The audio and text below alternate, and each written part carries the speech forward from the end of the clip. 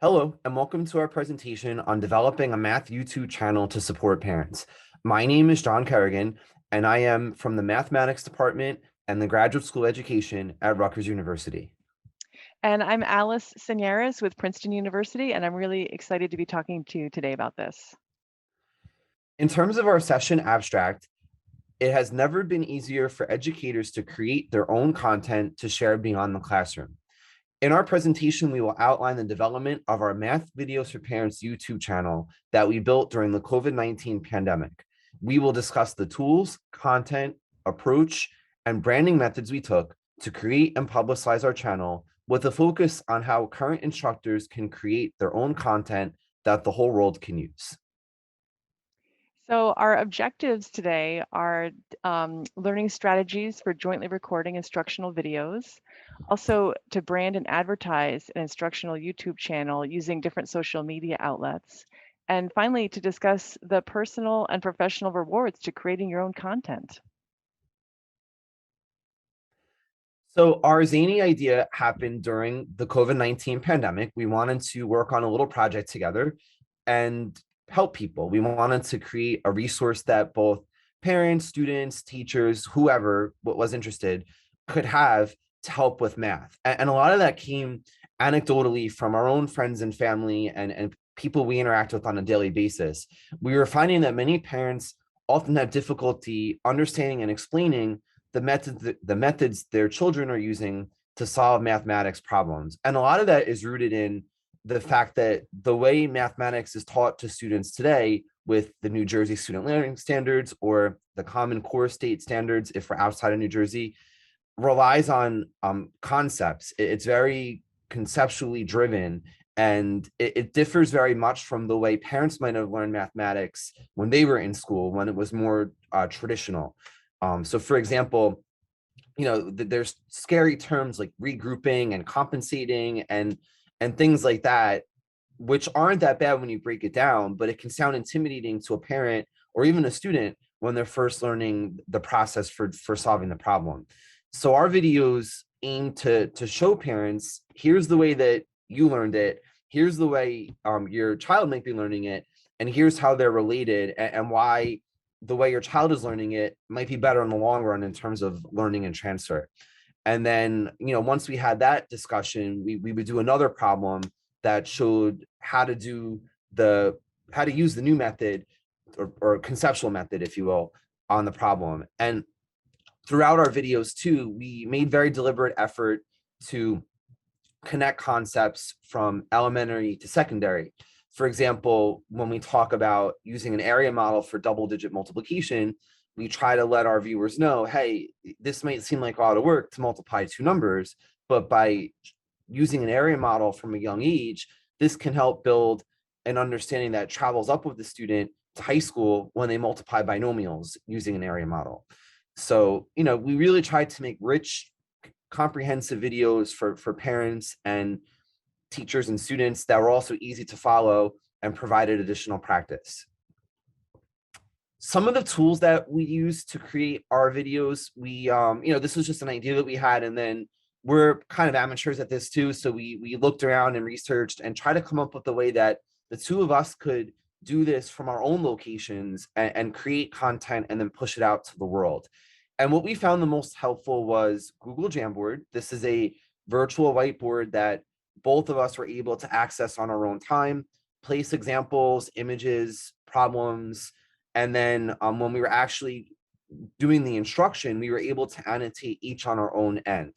So you can think of it as a virtual whiteboard, a shared virtual whiteboard that was very easy for us to use, not only to prepare our lessons, but also to actually teach them.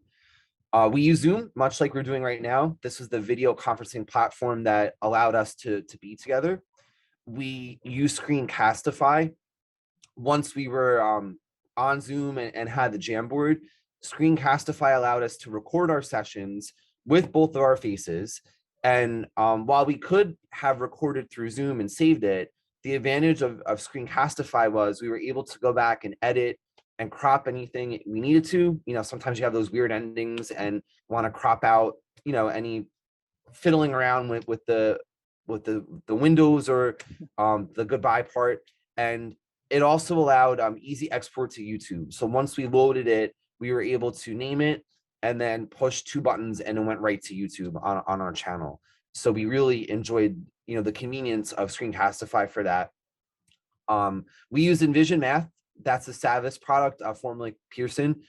And Envision is a program that I use in my full-time work, and they have everything laid out very clearly. So when we were looking for topics to use to help our parents, the Envision series we felt was really convenient and helpful in our own learning to learn the content and then to give some examples that were modified versions of what they had. And then last but not least, Canva was helpful with some of the branding efforts and creating really nice visuals on our videos, on our Facebook pages and things like that. So that gave it more of an artistic, catchy flow for everything that we were doing. And Canva was something we added in not at the very beginning. That came along the way as we were refining our work and trying to get some social media attention. So we would definitely recommend that program as well. It's very easy to use, which is wonderful. All of these, I think, are pretty easy to use. And that's the best part. Like, we just kind of went into this with an idea and we just found these things and we figured it out. In the beginning, we had some trial and error and we made some tweaks along the way, but there was not a steep learning curve, I don't think, with any one of these. So that can be reassuring if you want to do something like this. So we thought we would outline what we did each week. Typically, we filmed on Sunday morning just to have dedicated time outside the work week. And prior to Sunday morning, we used to have our own homework. We would get the slides together and the topics together ahead of time. We usually would decide after filming what we were going to do the following week. And then over the course of the week, in the evenings after work, we would kind of work on this on our own.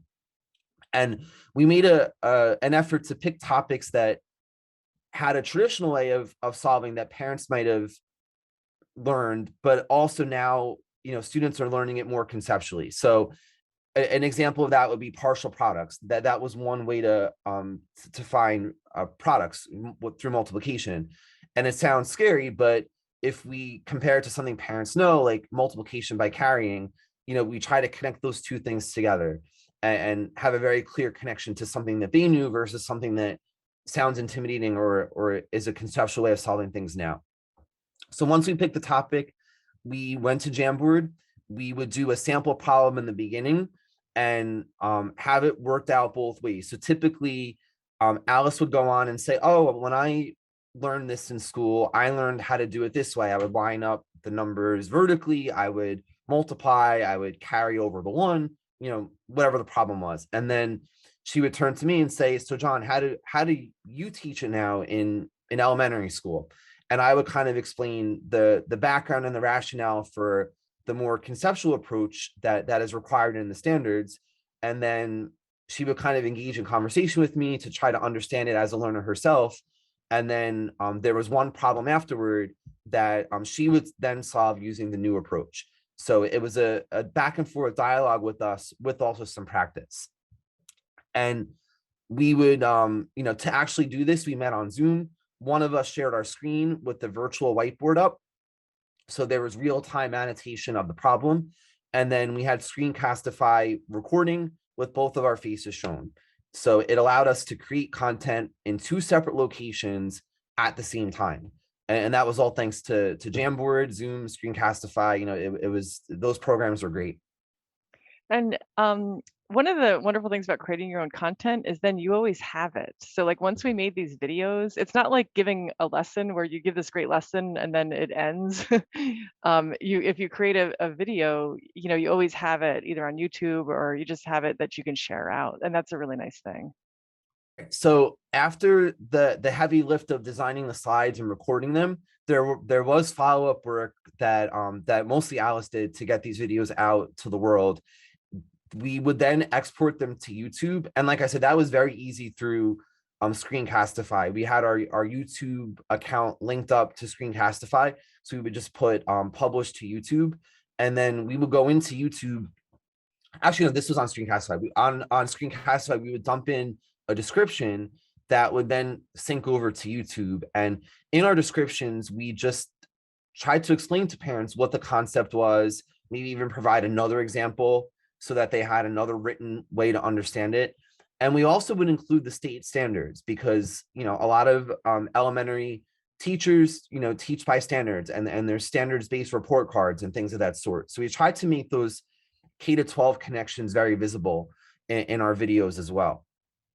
And then Allison used Canva to create a thumbnail for each video. This was something that we added later on once we started getting used to even developing these videos, and even the descriptions too. Like that was something that we didn't come out with right away. Like we built on those as time went on to make the videos accessible. And we were finding when people would search, if we had descriptions, maybe there'd be some keywords there that if people were searching, it would bring them to our videos versus just putting up a video and hoping the title had a word that would get them there. And then we would also have videos pushed out on social media outlets. So we have a Facebook page, and we were able to set it up so that our videos would be pushed out there. I know Alice did some work on Twitter with a tweet deck and having stuff pushed out there as well. So that was also an important way to get our stuff out there beyond just being searchable on YouTube. And if I could just add, John, you mentioned a few times like we didn't start with all of this. The nice thing about creating your own content is you can just start where you are with what you want to do, and then just gradually learn more. Like at first it was just us making the videos, and then we thought, oh, we should have better descriptions, we should have thumbnails, we should have social media. But we didn't start out on day one doing all that. We just started out with math and a dream. And this is where Alice's studies, I know she's studying business and like the MBA type stuff. So I think what she was learning in her courses helped inform some of what we did here. And my background in K to 12 helped us navigate some of the content stuff. So I think between the two of us, we had each different strengths and backgrounds that when put together, it created a pretty good product. So this is just, I learn best when I see visuals and I kind of remember it. So just to give you an overview of what we would do behind the scenes, when we would pick a topic, I would go to the Envision online platform and look through the table of contents for each grade. So we would start, in the very beginning, we were just thinking of things that we knew off the top of our head that parents struggle with. And we created videos based on that. But then we started going to specific grades. We were like, all right, let's take a look at third grade this week and see what's here and what we could take out and explain to parents. And when we would look at the index, if we saw things like break apart numbers to subtract, or subtract using compensation, or partial differences, I mean, these are words that, at least I don't think, I don't think I learned it like that as a student. So I would imagine parents that who are my age or around my age, they also would be in the same boat. So we tried to focus on those types of things and break it down for them in a very easy to understand, accessible way. And the nice thing about Pearson was they would have these nice pages that had visuals and would break it down and illustrate it for us. So we would learn it through there, and then we will go and then create our own problems to use during the videos. Here's just one example of a Jamboard that we use. So one of the topics, we spent a lot of time on fractions. That's a big part of fourth grade.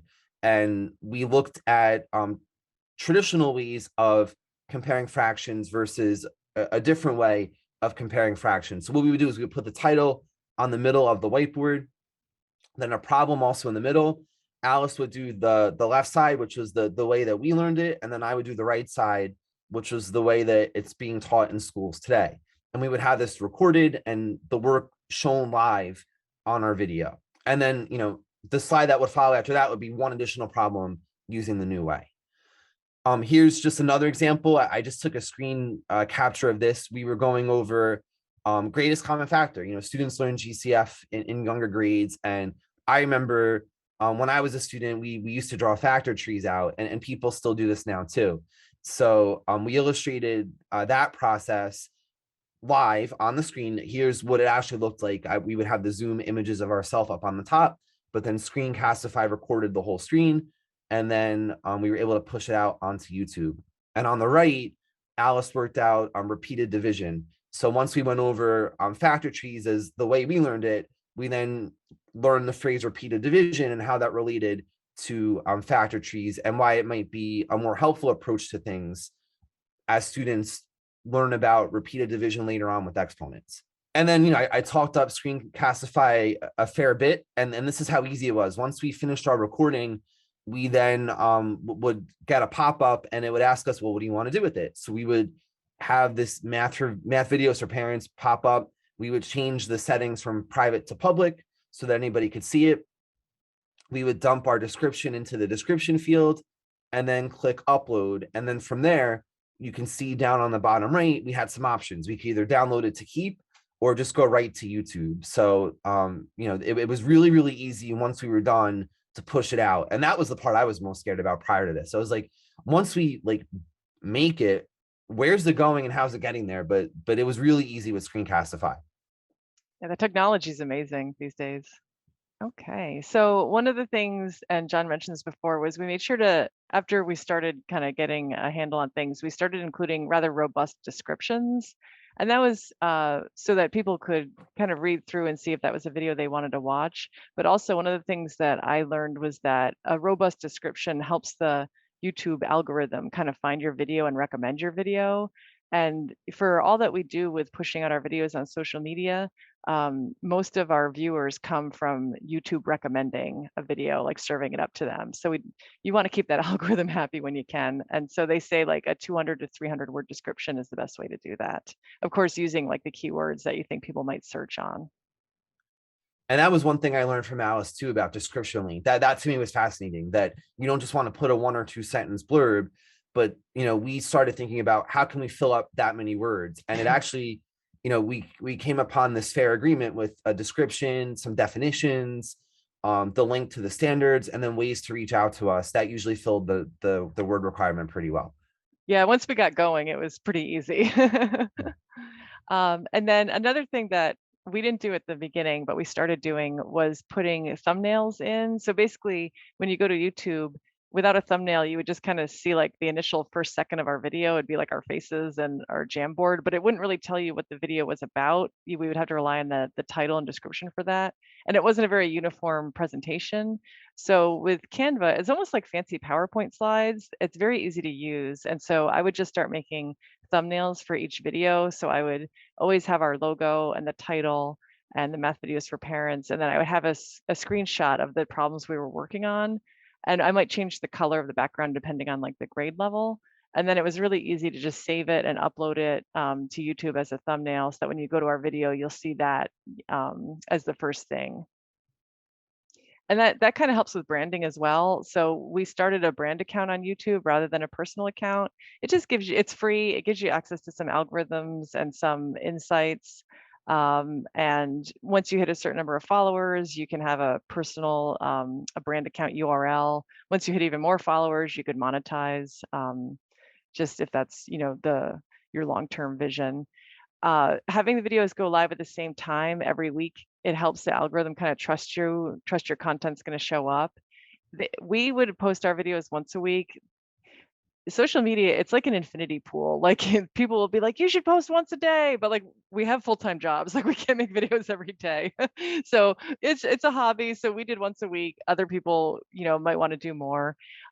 We started a Facebook business page. Again, that was free. And that way we could just promote our videos. And really, we were just looking for people to kind of be aware of them. And also, we were asking for people to write in with problem requests, which is a nice way to inspire new videos.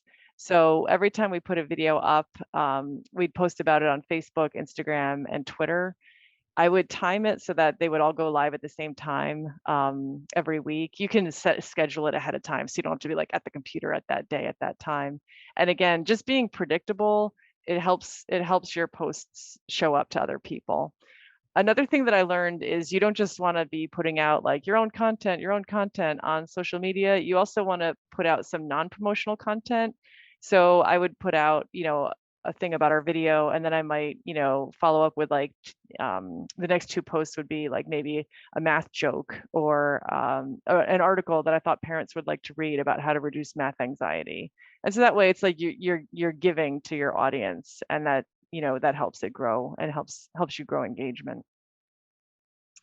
So these are just some examples. On the left is a math joke that I put up. I like to only do positive math jokes. There's a lot of negative math jokes, but I don't want to reinforce that. And then on the right, you can see this was our Facebook page, and it's one of our videos, and so that's our thumbnail, and then people can click on that to watch it. TweetDeck allows you to schedule your tweets ahead of time. Hashtags can help an audience find you, and it can help you find your audience as well. Like since I've started posting all these, I've on Twitter started following more math teachers, more educators, more math meme accounts, if you can believe that those exist. And you can also pay to run Facebook ads. You can set your budget as low as $1 a day. We've done a few Facebook ad runs and they've helped us gain a little bit of traffic. That being said, I feel like that's kind of our next thing. I don't feel like we've quite gotten a handle on how to have a compelling Facebook ad that really, converts dollars to clicks. So that might be the next thing that we focus on with growing our channel. And just over here, you can see that was our ad preview. And on the right, it was just another tweet about a video and another tweet about a joke. Just to keep it interesting. Personal and professional rewards. John, did you want to take this slide? Sure. So you might be wondering, why did we do this? It seems like a lot of work, but we just love math. I mean, we wanted to help, but some other things that came out of it, I guess, that we weren't expecting going into it. We did have a couple of school districts contact us and ask if they could place our channel on their webpage, which was kind of cool. Just through word of mouth, like we would have colleagues and friends say, oh, I know these two people that made videos. And then, minutes later, we have a director of curriculum asking, hey, can I throw your channel on our page for parents? So that was kind of cool. We, as educators who have mostly taught secondary and higher ed, we really got to know elementary pretty well because we never taught it. And by going down and having to teach it, we had to learn it ourselves. And that was interesting. And we just had a lot of fun learning that content and thinking about why it's difficult for parents and for students to learn. And then we often found we were making a lot of connections ourselves with, oh, they're learning this in second grade. Well, we teach this in calculus. Like we would have a lot of those aha moments, and we would point those out in our videos too. And with that, we think our communication skills improve too, because we were trying to explain content that, we know and love to an audience that might not feel the same way. So we got improved communication out of the deal as well.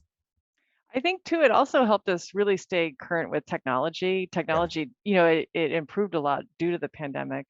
And I wouldn't have known about Google Jamboards without this, project. I probably wouldn't be on Twitter without this project. And the other nice thing, John, is I think it was nice for us to have a project to do together. We're colleagues and friends, and this was kind of something that we, could work on together, which was wonderful. Yeah, our typical go-to is making a presentation or writing an article, but this was just something different, and it became like a weekly routine.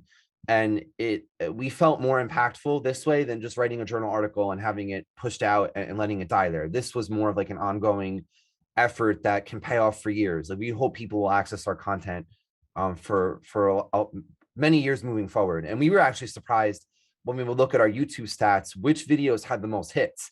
It was interesting to see what parents were searching for and what they weren't searching for. That's actually another lesson learned, is like when we started, we just started by making a few videos and pushing them out and kind of seeing which ones got traction and which ones nobody seemed to watch. And that's a good way to, before you make a whole bunch, to kind of do a test case and be like, okay, what are people being drawn to, and then going from there. Oh, and we already talked about the first bullet here. We did learn a lot about social media and branding. It did make us a lot more confident in preparing instructional videos for our own courses, and it's fun to have a project together and helping people love math the way we do. For sure. And I going back off of the making videos for your own classes, I ended up taking that to my asynchronous courses. I would record videos using Jamboard and then make the recording and the Jamboard accessible to them afterwards. And so many students in higher ed seem to like that they're able to access the whiteboard and the recording of it at the same time, and they can choose which way they want to access the content. So that was another, like, I guess, unexpected thing that fell out of this. Just because we became comfortable with it, it became natural for me then to teach that way, and people seem to like it. Wonderful. All right, so if you'd like to connect with us, we welcome any additional questions that you might have. We listed here our email addresses. If you'd like to check out our work, our YouTube channel is called Math Videos for Parents.